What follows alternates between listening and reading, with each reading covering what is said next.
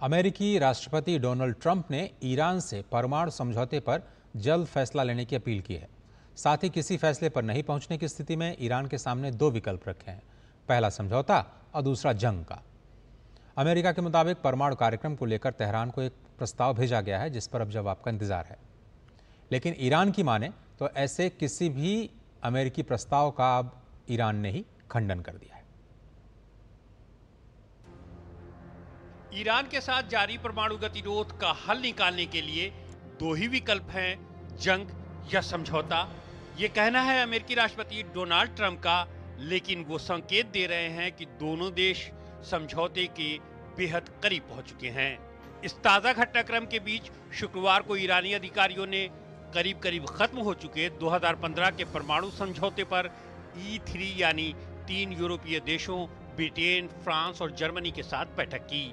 Iran के उप विदेश मंत्री काजम गरीबाबादी ने बताया कि बैठक में अमेरिका के साथ जारी वार्ता की ताजा स्थिति, प्रतिबंधों को हटाने और समझौते से जुड़े दूसरे मुद्दों पर चर्चा हुई। साथ ही उन्होंने कहा कि अगर जरूरत पड़ी तो आगे भी बैठक जारी रह सकती है। अगर संबंधित पक्षों के बीच सहमति नहीं बन पाती है तो तीनों यूरोपीय देश ईरान पर प्रतिबंध लगा सकते हैं।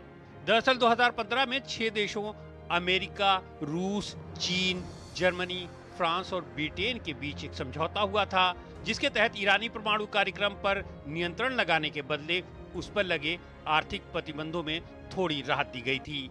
हालांकि 2018 में राष्ट्रपति ट्रंप के कार्यकाल में अमेरिका इस समझौते से खुद को अलग करते हुए ईरान पर नए प्रतिबंध थोप दिए थे।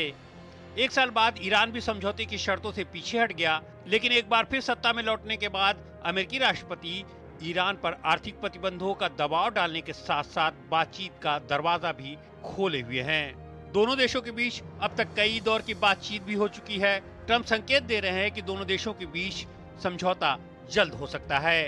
ट्रंप तो यहाँ तक कह रहे हैं कि ईरान को नए समझौते का प्रस्ताव भेज दिया गया है।